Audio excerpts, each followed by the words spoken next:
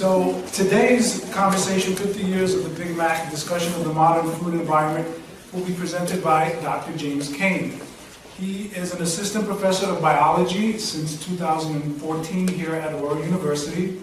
He has a bachelor's degree in kinesiology from the University of Illinois in Urbana-Champaign. He also has a dual master's in nutrition and kinesiology from Southern Illinois University, as well as a PhD from Southern Illinois University in human nutrition and dietetics. He is a registered dietitian, as well as a licensed dietitian nutritionist and a certified strength and conditioning coach. His work over the past 13 years has been in the area of personal training as well as sports nutrition consulting with collegiate athletes and coaches. And he also has done some research with the collegiate populations in nutrition as well. Please help me welcome Dr. James Cain.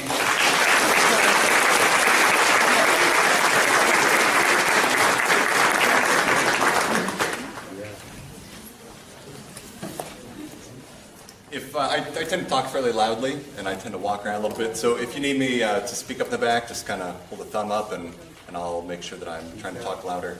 So for those of you who have come due to incentive from class requirement or extra credit, I hope that this is really interesting to you.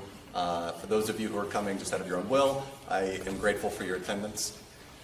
A lot more people than I thought, so I'm really, really excited. So this is a great topic for me. It's something that, since I've worked with a number of populations, wanting to understand why people make the choices they do. And so I've gone down this rabbit hole. So I'll just hop in. Since it's fairly long, I want to finish so that we have plenty of time for questions and answers, and people I know we need to get home. So when I was applying to give a talk, they asked faculty member, if you have a topic you want to talk about that's contemporary, maybe there's an anniversary. And so I told my wife, I think I want to give a talk on nutrition, and I don't, is there an anniversary, maybe there's a product or something, and so we started looking, and she actually found that it was the 50th anniversary of the Big Mac this year, and I'm like, that's catchy. So then I had a bunch of people in the hallway going, are you just going to talk about McDonald's the whole time? So why McDonald's and why the Big Mac? So here we see the picture of Jim Delgatti in his Pittsburgh McDonald's in 1967. He invented the Big Mac. It went really well, so McDonald's spread it. They went nationwide the next year in 1968, so it truly is the 50th anniversary. It is really I chose it because it's an icon of American food in many ways. If you go abroad, it's McDonald's, it's the Big Mac. At one point, I think about 10 years after its introduction, the Big Mac itself accounted for about 20% of all McDonald's sales. Now, not as much now, but at the time, it was truly this icon of American exceptionalism in the marketplace. So we go a little further. There's this picture from The Economist magazine, something called the Big Mac Index. And we have exchange rates. So I take $10 here, I exchange it into a euro. The real question is, if I take $10 worth of Big Macs here, can I buy $10 worth of Big Macs in other countries? So this purchasing power parity, as they call it, economists like that term. So they've actually used the Big Mac as kind of a funny but serious look into this. So it's one of those things where I thought, the Big Mac just kind of pervades everything that is industrialization, American exceptionalism, and also, unfortunately, in some ways, our food environment. So I'm not going to be talking about fast food, but I will be talking about processed food and fast food and convenience food. So we'll get into it. Everyone always wonders, is it a talk about obesity? Since we're talking about nutrition, we know that obesity is a problem. So I'm just going to real quickly go through this. Short answer, no, but I do want to set up why this is important. So this is data from 1985 on obesity rates in the United States. The states that we have data for, no one was over 15%. So of the population, no more than 15% were obese. Not overweight, obese. 5 years later, we're reaching up to 20%. 5 years later, that tan color is greater than 20%. 5 years later, and the most recent data, 5 states, which you see here in purple, actually have over 35% of the population as obese. This does not take into account overweight. So if we go overweight and obese together, it's about 70% of the American population on average. So of course this is important. If you, I'm not going to get into the details, childhood obesity is following a very similar trend. We look around the world. We see obesity around the world increasing. Predominantly, it follows income. As people make more money, they will spend it, as we'll see, typically on eating away from food, eating food away from home, convenience foods, foods that are probably more likely to lead to obesity, and we'll talk about why. And so we see here on the bottom is 2014. The darker colors you see are the more industrialized nations around the world. They tend to have the most obesity. I'm not going to get into the details on this either, but we know that obesity and overweight can, if untreated, cause a number of problems. Cardiovascular disease, diabetes, cancers are associated with obesity, dementias. So in general, bad thing. So what might account for this? A lot of people are focusing on individual things. Too many carbohydrates, too much fat, too much this, too much that. There's a really good paper. This is, you'll see something like this throughout the presentation where I have taken a snippet of titles from current research papers in the past, usually 5 or so years. And this one basically said, the increase in calorie intake is itself enough to explain the obesity prevalence. It may come from carbs, fats, proteins, it doesn't really matter, but why are people eating more in general is really what we want to talk about today. So, what is this modern food environment? First, we have to talk about the obesogenic environment. So the Centers for Disease Control, the CDC, they put out this interesting cartoon, and this is our obesogenic environment. This is something that we're all pretty familiar with. We have to rush around everywhere. Many of us, especially our students, for those of you in the community, you may not realize that many of our students, they are full-time students. They work 1, if not 2 jobs. Many of them are taking care of family members, plus they have some, presumably, personal life. And in general, we are driving around, we see fast food, we stop and get it, we want convenience food, we want to eat as quickly as possible and not think about it. And that automatic behavior is somewhat of a problem for making food choices. We also have food is cheaper, food is more available. We are far less physically active. So all these things combine to make it more likely to be obese in our environment. But specifically the modern food environment looks a lot like this. So on the left here we're driving down the street, we have all the convenience fast foods. We look down at the bottom left, we have the checkout register at a Walmart, where you're waiting there and you're exposed to not just some candy bars, but literally every brand now has its own candy bar. Oreo has a candy bar now. It's like, it's not even a matter of choice, it's just, do I want it or not? And they make it more likely that you're going to purchase something. So then we look at home. We have a picture of the pantry in the bottom center and right, and in the upper right we have a freezer. It's all processed, packaged, convenient food. So what might account for this? We see here on the left the increase in basically food spending by category as people make more money. So if we look at the left here, $10,000 to $15,000 income, all the way up to greater than $70,000 per year income. And none of the food categories change except for that black bar. That black bar is food away from home. If people spend more money as they make more money, it's, at least related to food, it's going to be food away from home. We look at the right, over time. In 1960, all the way to the left, versus 2014 all the way to the right, this is food expenditures for eating at home versus away from home. So restaurants and on the go. Now obviously there are more people and we make more money, so the total expenses is going to increase. But let's look at the proportion. In 1960, 20% of our money spent on food was for eating out, whereas in 2014 it's about 53%.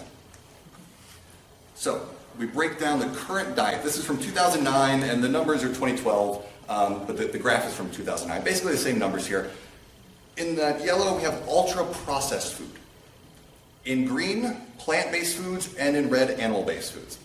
So if we actually look at this, 65% or so is ultra-processed food, another 16% from processed, and the actual minimally non-processed foods is about 23% of our food expenditures. We go to convenience. 68% of the foods that we eat are ready to eat. That means you just literally open the bag, put it in your mouth. Another 15% are ready to heat. I pop in the microwave for 5 minutes, I'm good to go. Only 70% of our food purchases actually require constructing a dish and cooking it. So what is this ultra-processed food I'm talking about? Not modified foods, but formulations made mostly or entirely from substances derived from foods and additives with little, if any, intact food. We take a whole grain. Say we take that whole oat and we grind it, or say we kind of steam it, flatten it out, we have rolled oats. Great, good breakfast. That's a processed food. Ultra-processed would be, let's take a wheat kernel, pulverize it into a fine powder, and reconstruct it into breads, crackers, cereals. It has no resemblance to the original food item. Corn. We have corn starch, corn oil, corn syrup. We extract these individual ingredients and recombine them to form food products. So when I say ultra-processed food here, the data shows that's over 60% of the average American's intake. So, I just want to go back to this picture. This is not an exaggeration. So, let's look at some research in this area and think about why this might be a problem. So some quotes from these research papers are looking at the obesogenic environment and neurobiology. So how does this food affect how our brain works? Quote, energy-dense foods high in fat and sugar corrupt neural functions of brain systems involved in nutrient sensing as well as in hedonic or pleasurable, motivational, and cognitive processing. Distinct alterations in dopamine signaling, kind of that feel-good chemical that we often hear about. Many drugs of abuse, they alter dopamine signaling.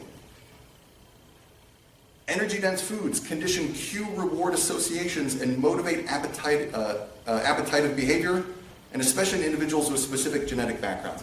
I put this in here because I want to make a point that this is not everybody. We all have the story of, well, so-and-so's fine. I don't have an issue. Yeah, of course not. So there are two things I want to mention. One is some people are more susceptible. Partly it's a genetic background, partly it is going to be personality, a number of factors. Obesity and food choices is very multifactorial. I'm talking mostly about the food environment, how it does play a role. The second thing is it's not going to be this massive effect necessarily. So when I say like drugs of abuse, think of like heroin. Like that'll just take over someone's life. But think about cigarettes. This is more like the food environment.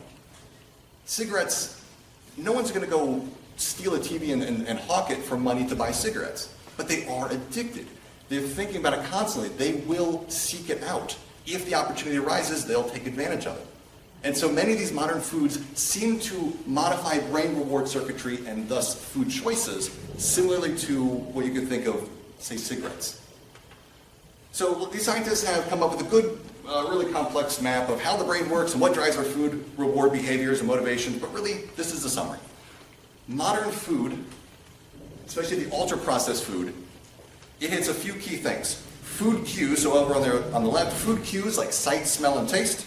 Hormones that regulate appetite and satiety, they tend to work slightly differently in people that are overweight or that consume highly processed foods. So normally you eat something and you go, yeah, I'm full, I'm not hungry anymore. Those signals are modified and not as efficient if you eat highly processed food on a regular basis. Reward pathways and learned behaviors and habits. We're going to talk about this pretty soon here, where we learn to associate these foods with positive emotions and situations, and those can further drive food intake. And then, of course, physical activity does play a role, but we are, of course, going to focus on the nutrition here. So let's go through a list of things that shape our actual food choices, keeping this stuff in mind. There are 3 great books. There are a few more. These are the ones that I think are the best. Currently on this topic, you can go to Barnes & Noble, Amazon, you can buy these. Salt, Sugar, Fat. I like this because it says in the title that the 3 main things that people will go for: more salt, sugar, and fat. Most processed food items are some combination of salt, sugar, fat, add in some texture, some flavoring, and you get something that is extremely delicious. So if you look there on the bottom left, hyper-palatable foods. This is what scientists typically refer to them as. You want something that's palatable. You want to make something that's tasty, it's palatable, but hyper-palatable. It sort of hijacks your brain's reward systems, and it makes you want to eat more than you would if you were just eating to satiate your hunger. The Dorito effect, tasty, the arts and science of what we eat, these all cover what marketers typically call the bliss point. What is the specific combination of salt, sugar, fat, taste, texture, etc., that will maximize pleasure? Think of this. You have a French fry, unsalted French fry, totally unsalted. You just fry some potatoes and you eat them. Yeah, it's a fried potato. It's not really that great. You add just a little bit of salt, it's good. You add a little bit more salt, it tastes better. You add more salt, oh, now it's too much. that point right in the middle. That's the bliss point for that single ingredient. But now let's take that bliss point for every ingredient, including texture and flavors as well. And then you get maximally pleasurable food. Most of us do not think of these things. This is a flavor chemist lab.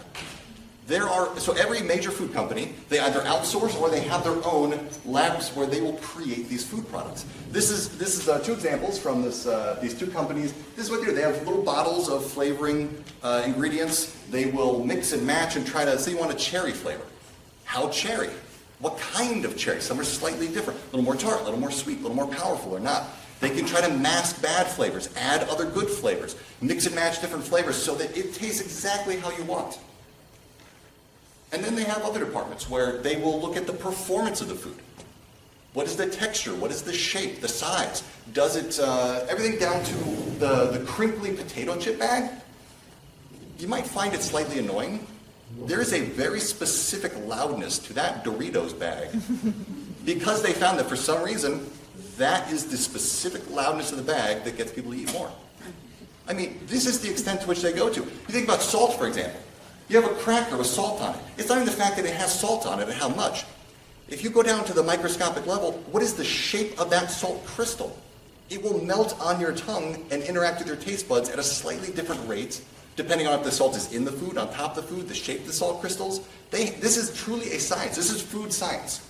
I actually know some food scientists. They're great people. They're not sitting here going, I'm going to work to make this crazy, this like addictive food. They're just going, oh yeah, my boss told me I need to run these tests, I'm going to do it, and try to solve these problems. And that's a chemist. It's the people at the top that make the decisions and what to do with the data. There's this great concept that I was introduced to in some of these books, and I just want to point, there are a bunch of these. I would suggest reading these books if you like the topic. But there's this one that I really like, Vanishing Caloric Density. There's this guy, Stephen Witherly. He wrote a book on the topic, but he was a food scientist for over 30 years. He says, quote, if something melts down quickly, your brain thinks that there are no calories in it. You can just keep eating it forever. Cheetos is the perfect example. You put the Cheeto in your mouth. You get that hit of cheesy goodness.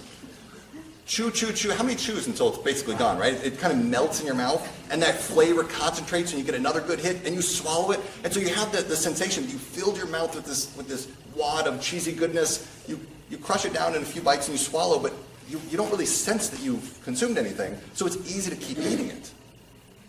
And popcorn, same thing. So this is something that they actually purposely try to do. So again, your food decisions, like your choices, have been engineered to get, maybe it's not perfect for you, but they have tried to find the most population-wide rewarding food item, which we see here. There's this company, if you want, there are many of them, Food and Drink Resources. They will do things where you want to come in and make some money, be a food taster. They get the public, they say, hey, come on in and try this food. We have a potato chip A, B, C, D, and E. Try them, rate them based on preference. What, do you like this texture better? Do you like this flavor profile better? What specifically about it do you like and don't like? And then they go back and they don't just pick like the top one and sell it. They go back to the drawing board, find slight iterations on that one, and do it again, and do it again. As an example, cherry vanilla Dr. Pepper. 61 formulations, 3,904 tasting events. This is one of their most popular products. Many of them will outsource to other labs. This is the Monell Chemical Senses Center. Their goal is to basically they're independent. They just want to do good research in food performance, sensory aspects, but a number of other things. But food companies can hire them. So let's look at some of their, these are literally, I just pulled these off like a week ago. These are the current research projects. How taste receptors in the gut control physiology, metabolism, and eating behavior. We do have like nutrient sensors inside of us that sense if we've eaten. How early experiences before and after birth shape flavor preferences and food choices across the lifespan. How dietary fats and carbohydrates interact to induce overeating. Brain mechanisms involved in the formation of food cravings and the effects such cravings have on eating behavior. Genetic mechanisms underlying preferences for salt, sweetness, and fat. Salt, sweeteners, and alcohol. Factors that influence acceptance of novel foods. These are just the current ones. That's not 20 to 30 years of research history. So keep in mind that your product purchasing options have been specifically chosen to maximize your purchases. Now, I do want to give a great example of this in practice. This is a great book called The Culture Code. If there are any marketing professors or students out there, this is fantastic. If you've not already covered these kinds of things. This concept of imprinting, associating, in this case, brands and foods, or they do other things like cars or whatever, but there's one example in here about coffee, having some associations at an early age that will influence your innate behaviors later. So Nestle in the 1970s, they said, we need to expand internationally. We make coffee. No one is selling coffee in Japan. Untapped market. Let's go sell coffee in Japan. We'll make a ton of money. They failed horribly. Why? Well, they hired actually the guy who wrote this book and basically said, there's no culture around coffee in Japan. They drink tea. That's what they grew up with. That's just what is accepted. And so they said, okay, fine, what can we do? And so they started decaffeinating the coffee, putting coffee flavor into kids' candies and snacks. They started associating it with positive environments, celebrations for kids. They integrated it into the lifestyle. In fact, in a shareholder report in 1974, Nestle said, quote, integration with the host economy is the basic aim of our company. Currently, they are selling about as much coffee as tea there. They are making a ton of money. Because in the 70s, those are now adult purchasers. And they grew up with that imprinting of coffee being associated with positive emotions. We know we want to get kids, so let's look at food advertising. If you look here on the left, among all genres of TV shows, what is the proportion of the commercials being from food? Children's shows, half the commercials are for food. Dramas, sitcoms, reality shows, less than 25%. So kids are the target audience for food because they will carry that into adulthood. And they're not making purchases now. They don't care about kids making purchases. They're investing in future customers. Of all ads seen by children, the percent that is for food is quite high, which you see in the upper right. Let's look at the bottom right. That's really where the good numbers are. The average number of food ads seen by children per day. By age group 2 to 7, 12 food ads per day, 8 to 12, 21 food ads per day, and 13 to 17, 17 food ads per day, which is about 4,500 to 6,000 per year. Some food ads for children, of course, in the upper left. Barbie, Pop-Tarts. I really like playing with Barbies. Many of us have some oh God, remember that toy when I was a kid? For a lot of people, it's Barbies or just dolls or, a brand. But in general, you don't probably remember that being associated as much with food. Well, actually, I take it back. Some of the older crowd may not have that have been associated with food. But now, Disney movies, we sell that with cereals, Pop-Tarts, cookies, fast food. And so now, as adults, as you're becoming, 20s, 30s, and 40s, you're going to start associating, let's eat McDonald's because for some reason I feel good when I go there. Because maybe you have subconsciously associated with the childhood positive experience. We have things that we try to go for motions in adults. Are you chicken sad? Now that one's not super predatory, but let's look at the one at the bottom. Open happiness. Every single Coke commercial it's about friends and gatherings and having a good time and just having the energy to really enjoy yourself. And Todd Putman, the former vice president of Coca-Cola, said in an interview, this is slightly paraphrased, the goal became much larger than merely beating the rival brands. Coca-Cola strove to outsell every other thing people drank, including milk and water. The marketing division's efforts boiled down to one question, quote, how can we drive more ounces into more bodies more often? They don't care about your happiness. They just want, and they're not trying to make people unhealthy. They just want to maximize sales. It just so happens that the food that maximizes sales can make us unhealthy.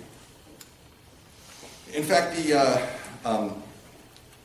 one of the executives from Coke actually said because they were marketing to Brazil and South America, and they're having very similar problems where sales are growing, but so is the overweight and metabolic problems there. And the executive said, we just really didn't know that was going to follow. We didn't realize that was a thing. We just thought we were selling a product and people could drink it or not. And I think he was actually legitimately serious, but so let's see. Let's go through some other ones here. This is no longer, this is kind of telling of our modern food environment. In the upper right, once you pop, you can't stop Pringles. Older people in here, probably about my age or older, you may have recognized this. Newer people, newer people, technically you're newer, right? You were born earlier. This is no longer their slogan. Now, if a food company came out and this was their current slogan, you'd be like, wow, it's almost as if they're trying to get me to overeat. But we try not to make it seem like we should be overeating. So they've tried to craft a little more gentle, subconscious associations with intake. This is not a new thing. This is a little comic relief here. 1941, the Donut Corporation of America. For pep and vigor, vitamin donuts. To which, a few weeks later, they were told they had to remove this ad because it wasn't as scientifically based as they preferred. Let's talk about that. So there's this great blog and a collection of books. So Food Politics by Marion Nestle. She's been in the business for a long time. She has this new book coming out, actually October 30th, I think, if you're interested, called Unsavory Truth. How food companies skew the science of what we eat. Basically, you want to do a research study to try to have some evidence to your product. Our product is associated with reductions in blood pressure or cholesterol, or it's good for this or that, or eggs are part of a healthy breakfast. They need some research to make these claims. And oftentimes we hear, not just in food advertising, but just the science, oh, like this may be good or not. So let me put this in perspective. As researchers, we oftentimes will, at a larger research university, you will get letters that say, this egg, like the Egg Advisory Committee has a grant available for $50,000 for anyone who can show that eggs are part of a healthy breakfast. I've actually gotten one of these. Quote, here's grant money you can apply if you can show eggs are part of a healthy breakfast. Not if eggs are part of a healthy breakfast. A lot of us in here have a science background. The question is not show if it is, or show that it is. It's, is it? And then if it is, we'll report on it. If it's not, we'll report on that too. But no, they will come and say, here's money from the cocoa, I don't even know a lot of the names, but there's sort of a big food, if you will. You've got chocolate companies, you've got beef, dairy industries, wheat, corn refiners association, and they will say, here's grant money, you can apply, basically saying in there, you must show our product is good. Now, the scientists are going to do relatively impartial research, but if someone gives you money to do research, and you're like, actually the product is not really that good for you, and you try to publish that, you're probably not going to get more money.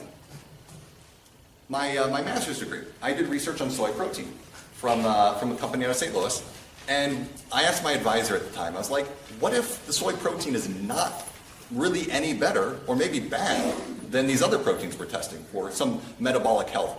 And he goes, well, realistically it should, because a lot of evidence already supports it, but if it doesn't, we'll just have to see what the company thinks. We had to, before we published our data, run it through the company's legal and marketing teams. If it didn't turn out well and they didn't want it to be out there because they paid for it, they would have just said, yep, it's fine, great, just bin it. File it away in a drawer somewhere. And so we see that quite often. So it's hard to make sense of the messages we hear about food. Okay, so let's go into a food store. This is a grocery store here. I'm going to go try to make good food choices. The grocery store is curated. It is designed in a way that you are going to maximize exposure to as many products as possible and in the right way so that you're going to make the most choices. In the upper left, they will take basic security cameras, and with software, they will track individuals. They don't know your personal information, but they just assign you a little number, and they look, person A, they took this path, they stopped at these areas, and they probably purchased these items because that's where they stopped. We can get heat maps. We look at the bottom left. That's basically the same kind of security camera footage where you can find a heat map of where people stayed around certain aisles. You can go in the upper right and find a heat map of where people go for the entire store and maybe how we can change the layout. In the bottom right, we see an actual tracking of someone through the store. It's to the point where, so most of us have smartphones, pretty much everybody now. Your phone is constantly looking for a Wi-Fi signal. Even if it doesn't connect, it's looking for a Wi-Fi signal. It sends out a little ping. They have hardware throughout the store that will sense, oh, this device is looking for an internet connection. And they just recognize that's where it is. And they have multiple of these, so they could triangulate where that comes in a store. And they can, without you even knowing, and totally legally, track you that way. Where does your phone go? And presumably, you know, they say if you stop somewhere, you're probably looking at something, so something drew your attention, you're probably going to buy it. And they could say, for the thousands and thousands of people we have data for, how can we rearrange a store to maximize exposure to food? The more products you pass, we know the more you will buy. This is absolutely known. A few companies have started to do eye tracking testing, where they have shoppers that go and they say, just do a normal shopping experience, wear these glasses. And you know, they're participating in this research project. And so you can see here on the left, these glasses, they put them on, and they don't just track where you're looking, like head, but they actually can track where your pupils are looking. And so we'll see something like this on the right, where you've got a video recording of what they were looking at on the shelf, and what they spent the most time looking at, and in what order they looked at things. So that not only can we expose you to the products, but we can modify the food packaging based on what's likely to grab your attention. Speaking of that, the end caps on the stores. So if you're, let's see, the end caps right there, like on the store, where you know, you go around, okay, I'm going out of one aisle in the other. Companies will pay millions of dollars to put their product there because you have to be exposed to it going around the store. Even if you don't go down the aisle, you walk past it. Fun fact, as Americans, we drive on the right side of the road. If you shop in a counterclockwise fashion, you're likely to spend $2 more per shopping experience. You go to European countries where they drive on the left side of the road, it's only true if they design the store so that shoppers go in a clockwise fashion. Now, $2, whatever, but across, that's like the average for every customer. You know, so again, every aspect, not only the foods themselves, the foods are designed to be tasty and hyper palatable. The boxes, the commercials, they're designed to draw your attention. The store is set up to maximize your exposure to these. Another example, kids. This is fantastic. So this is the Food and Brand Lab out of Cornell University, you see in the upper left. Great research lab on food psychology. And they do some stuff with food choice as well. So they know, and this has been replicated by a few people, making eye contact with characters on the box increases brand trust about 16%. You look at kids' cereal, of course all the kids' stuff's down where they can see it. But not only that, but the kids' cereal, the characters, you want to make eye contact, there is a slight downward look from the character's eyes to make eye contact with the kids that are slight bit shorter. Product variety. The more variety there is, the more likely you're going to find something that you're likely to purchase. I could be off by a little bit, but what I found for the current, for the main supermarket chains, the current number of product varieties for Doritos, 16. Pop-Tarts, 27. Oreo, what made me insert this slide is I was walking down the aisle, the cookies and stuff, there's Oreo, it's literally like a wall of Oreos. 29 varieties of Oreos. And that's their cookies plus the little snacks and other things. 29 varieties. The number of foods in a supermarket. The average American supermarket in 1975, 9,000. 1980, 15,000. Now, it's roughly 45,000. You have no chance. And let's go a little further. There are about 10 food companies that own most brands, not only in the United States, but globally. So these are multinational corporations. So say you've got Nestle over here, and they're like, you know what, we want to design a product and market it. It's not that like, well, I'm going to find the company that, is maybe smaller and doesn't, do as much marketing. Most companies are owned by a bigger company, which are eventually owned by one of these big 10 companies. They've got a budget. So every product Coke makes, Nestle makes, Pepsi makes, they've all been engineered and optimized for marketing. Talking about variety. In the grocery store, we know that the more options there are, the more you buy. But it also plays true in your house and also if you are out eating. The buffet effect, we know this. If there's 2 options in the buffet, you don't eat as much. If there are 5, you eat a little bit more. If there are 10, you will eat even more. We tend to, up to a point, eat more if there are more food choices. This is partly related to something called sensory-specific satiety. We all know this, and this is coming up, Thanksgiving. You get there, you have just the full spread. I mean, you're like, I want this, I want a little bit of everything. Not only, I mean, of course there's the environment, but it all tastes good, and you want to eat a little bit of everything. I'm done with the turkey, but man, the mashed potatoes sound good. I really don't want any more mashed potatoes, but the cranberry, okay, I'm done, unbutton the top button. Oh wait, dessert. I suddenly have room for dessert. This is sensory-specific satiety. You're like, you know what? Maybe I want a snack. I'll go get some chips. I've only got Doritos. Well, no, you open up the cabinet and I have Doritos. I've got tortilla chips. I've got Cheetos. I've got a different flavor of Doritos. And so you will find something to eat that will fit your preferences at the time if you have more options. And we know that there's a lot of research that shows, quote, food consumption increases when there's more variety in a meal or in the diet as a whole, and that it is due to sensory-specific satiety. And there's a lot of evidence that this may play a role in why it's easy to overeat in our modern food environment, both at home and away from home. There's a great study where they looked at the extent to which this can happen. This is just kind of a fun example to demonstrate. So they took rats. Rats have a very similar hormonal response to eating as far as controlling their appetite goes. They also gain weight similarly as we do. So they took rats, they fed them their plain healthy diet. Bottom right, sure, over the course of 7 weeks, they're going to gain a little bit of weight as they grow and age. If they fed a single human junk food, these were branded like Oreos, Cheetos, you name it. They actually took a single food, they gave it to them in addition to their normal rat chow. And of course, they're going to overeat on the food that was given, but only to a point. So all the little lines there in the middle are these single junk foods. When they provided 3 or more options, they overate even more. That's that top line. So this is of course rats, but it just kind of demonstrates that, yeah, the more options there are, we are going to consume more of these foods. And keep in mind, these are foods that are like hijacking our reward systems anyway. Okay, I'm going to end with one more thing, just for fun. I don't know if this would really be ethical now. This is from 1990s, actually. It's not too long ago, but it's not necessarily unethical, but it's fun. They took 2 densely amnesic patients. Now, this is a very serious thing. Amnesia is where people lose a sense of their past, typically very recent history, like the last 10 minutes or day. And so these patients were so amnesic, they would oftentimes forget that they just ate. And so they wanted to do a study to determine how the expectations around mealtime might influence behavior. I mean, many of us are like, oh, it's lunchtime, I should eat something. Are you really hungry? No, it's just an expectation that it's mealtime, I should eat, and why not?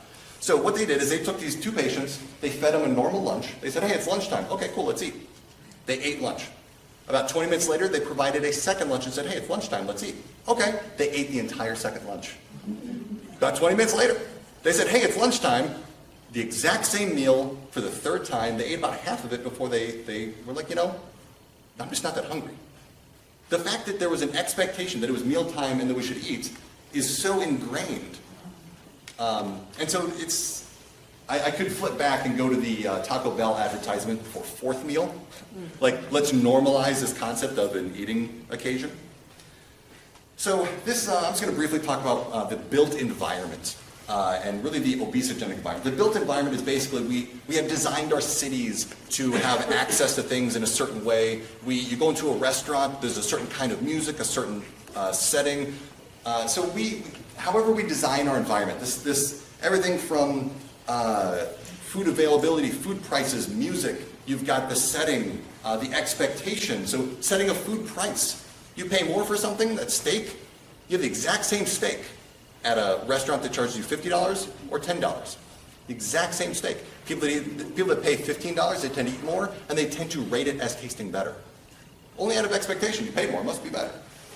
So they call this non-homeostatic eating. A lot of what we talked about is non-homeostatic eating, meaning you're eating for something other than hunger. You're eating for pleasure, boredom, whatever, just because you're not actually hungry, you're eating for some other reason.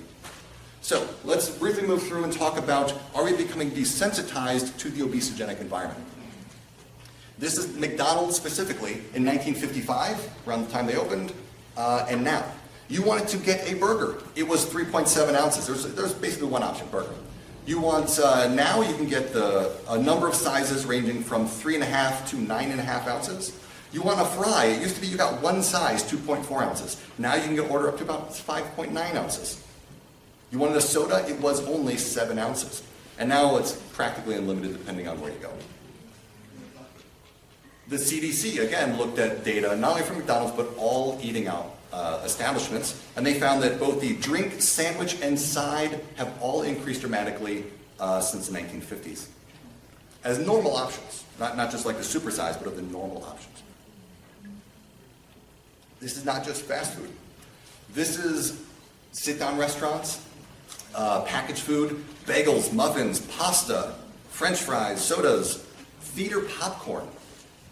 All these have gone up significantly in the past 20 to 50 years. So again, with the Food and Brand Lab out of Cornell, they wanted to look into this in kind of a fun way. They're like, some grad student was like, you know, I just want to do some side project. And so it started this more serious investigation into this cookbook, which some of us may recognize, The Joy of Cooking, a cookbook staple. And they looked at 70 years of this book's history. Across the last 70 years of this cookbook, recipe calorie count has increased 44%. The suggested serving sizes have increased 33%. Now, they're like, well, okay, maybe the recipes are bigger because it's serving more people. No. The actual serving sizes, like, it's a cookbook. It's telling you what's normal, right? That's increased as well. The same lab has looked at some other stuff. The bottom left here, cornflakes. Now, this is just some off-brand they created. What they did, there have been a couple studies that have looked at this, but they went a little step further and said, not only in the lab, let's go to a school and provide morning lunch or morning breakfast programs to kids with milk, cereal, and a bowl. All the same bowl, all the same milk. The only thing that was different was the cereal box itself. Was it the one on the right, which is what we always see? You ever look at the cereal box, this giant bowl of cereal, and you look, it says enlarged to show texture? It's actually probably because you're going to eat more. If you actually said, what does a regular bowl look like? And if that was on the package, that's what you see on the left. A much smaller, less exciting picture. The kids who ate the picture on the left, that was what they were provided with, ate significantly less. They poured less cereal, they poured less milk, and they ate less than the picture on the right. They were told, pour as much as you want, eat as much as you want, whatever. You're just hanging out for a certain amount of time. This is a morning breakfast program. So by actually having a larger picture size on the box, it normalizes what the serving size is, and it informs us about what we should eat. They went a little further and they said, let's look at this in a different context. Cake. The serving size, if you actually look, it's a little blurry. It says servings per container, 12. How big is that slice of cake? Do you get 12 of those out of a cake? I don't think so. It's probably like a 1/6, right? Most people, when asked in this study, said that is how many calories the box says, or in a serving, that is a serving. What's on the box is a serving. The vast majority, around, I think it's like 65%. Food service professionals who actually make food for a living in a cafeteria setting, across multiple cafeterias, I think it was about 2/3 of them thought the same thing. They said, no, that's a serving. And people, including the food service professionals, thought that, on average, more of them thought this, that the icing was actually part of the calorie count. It is not. That's the calorie count for the cake mix, not the icing on top. And so we normalize not only bigger sizes, but we've added things to the product on the front that makes it seem like, you know, that's a normal, lower calorie option than it actually is. Okay, this is kind of like getting serious here. This paper, they wanted to look at the perception of Americanism associated with body weight. In this study, they took a picture of an Asian, both males and females, and this is one example. So on the left is the normal picture. They have computer animated it to make the person look overweight in the right picture. And they presented a number of these pictures to their subjects. And they said, rate them on how American you think they are, or if they're American or if they're not, or if you think they have documentation or they are undocumented. Quote from their conclusion, quote, overweight Asian individuals were perceived as significantly more American than their normal weight versions of the same people. And they were also perceived as less likely to be in the United States without documentation. Overweight is truly an American, I'm not even sure what the word is, ideal. In some ways, it's celebrated, I think. This is really why this matters. In this study, and there are a few more like it, they looked at the likelihood of physicians to initiate obesity diagnosis recording or initiating discussions about weight loss with their patients. And what they found is that if patients were perceived as larger than the doctors, then they would say something more often. But that if the patient weighed less than the doctor, at least what the doctor perceived, then the doctor would 93% of the time not say something, or 89%. So 89% of the time they would then not initiate a conversation, and 93% of the time they would actually not record a diagnosis. Why does this matter? In 2007, the Physicians' Health Study of thousands of physicians at hundreds of hospitals around the nation found that 40% of physicians are overweight. That's about our population average. And 23% are obese. That's a little less than our population average. We would hope that doctors are slightly healthier than us. But that means that 23% of doctors are significantly less likely to tell their patients that are just as or slightly less overweight than them that they should go on a diet. Or, anyway.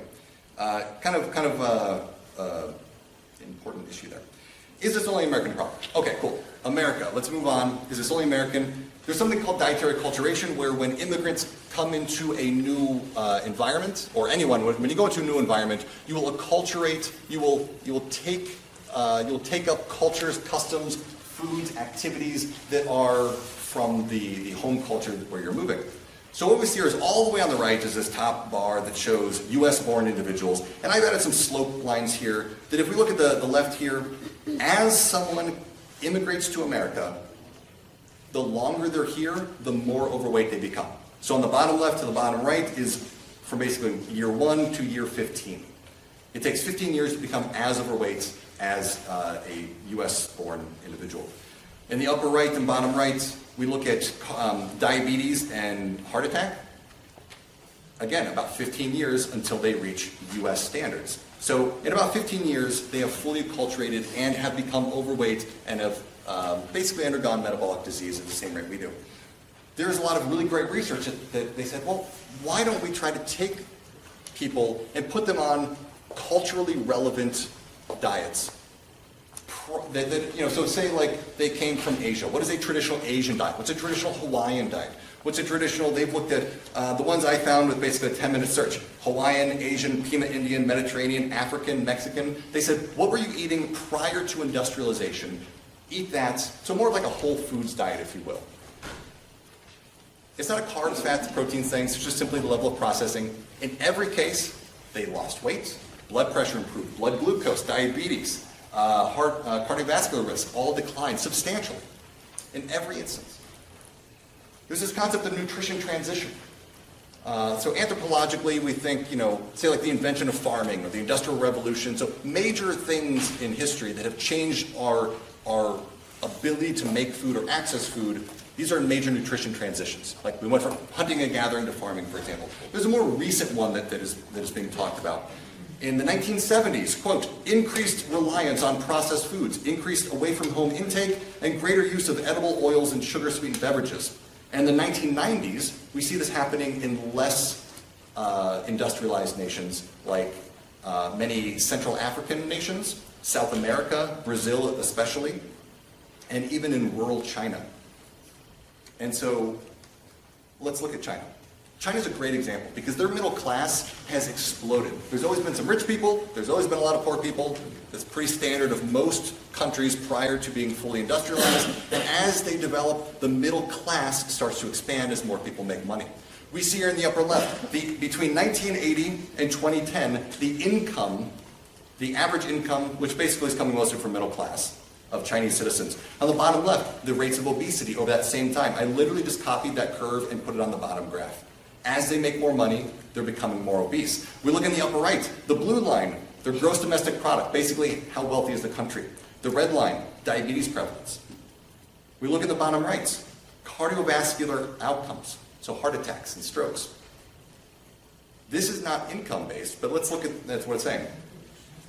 How often are people eating fast food? All the way in the bottom left, I don't eat fast food. The next one over, 1 to 2 times per month, then 1 time per week, then 2 to 3 times per week, then greater than 4 times per week. And we see that not just risk factors. This isn't like, oh, my cholesterol went up. This is actual recorded heart attacks and strokes. They went up in proportion to the amount of eating fast food, which is really just, you can almost think of it as an indicator of food away from home and processed food in general. To put this in a little more perspective, in 1987, no, let's look. This is 1980 to 2010. So really, right around 1980, 1990 is when things really start taking off. KFC in China, first store in 1987. McDonald's first store, 1990. 1997, 10 years, only 100 locations. 2017, almost 5,200 locations of KFC in China. McDonald's, currently only 2,500, but their Vision 2020 plan is to build 2,000 more stores in the next 5 years. Now this may seem like a lot, but this is a country that doesn't have existing fast food in a lot of places, so it's a relatively untapped market. So what can I do to make better food choices? Let's just try to take a step back and think, okay, cool, I get it. What do I do? Now obviously in like less than an hour I can't like give you perfect diet advice, but I want to talk to you about some approaches we can take. There's some research that some people don't like, comparing food addiction to drug addiction. So I've already introduced some of the research that showed, yeah, like food activates reward pathways. This makes sense. We are designed, as all living creatures are, to reproduce and get enough calories to reproduce. Those things tend to, activate reward pathways, so we do them better and pass on our genes to successive generations. So food should be enjoyable, but not hyper-palatable. So basically, this food addiction thing has been talked about, but the Yale food addiction scale I've put here on the right. So there's so for some of you who are probably wondering, there is no actual criteria for diagnosing food addiction. That's not an actual existing thing. But the neural pathways seem to be the same. And not in a serious way like methamphetamine or heroin, but more like the cigarette addiction way. That yes, it's the same neural pathway, just not quite as strongly activated as those serious drugs, but it is definitely there. And so there's this food addiction scale, and they had people rate foods. Basically, they're asking them the question, which foods, or of these foods, rate how hard it is to stop consuming them. So how easy is it to overconsume even though you probably shouldn't? The top foods: pizza, chocolate, chips, cookies, ice cream, french fries, cheeseburgers, soda, non-diet, cake, and cheese. Those are the hardest foods to stop eating once you start consuming them, based on at least this population average. Let's look at the foods that are the least likely to overconsume.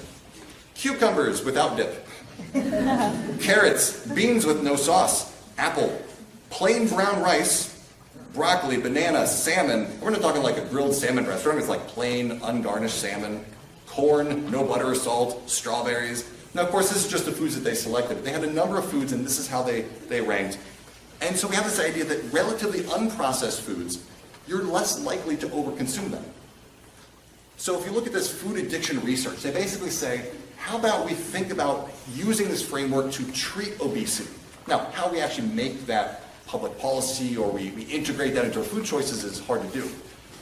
Think about food companies. Those companies are not trying to make us unhealthy. They want to make a buck. They are legally required to maximize profits for their shareholders. That's how most companies operate. Many of them have tried to sell healthier food over the years. Some companies are more successful, and as much as we say, yeah, we want healthier options, we tend not to buy it. A lot of food companies are selling off their sort of healthy food branches. And so they're going back to the tried and true, more processed food, because that's where the money is. So there's this great book, The Hungry Brain, which came out not too long ago by this researcher.